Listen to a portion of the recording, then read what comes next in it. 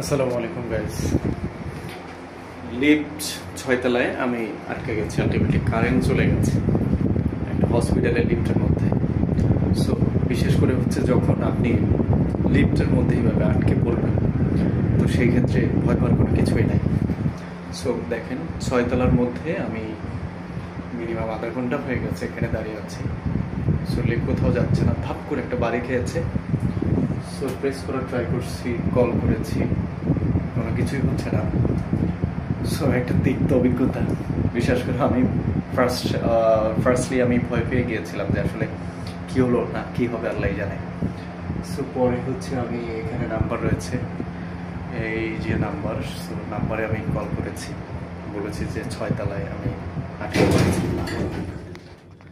এই যে আবার চলে গেছে, আল্লাহু আকবার, জানি না কি হবে। ও মাই গড।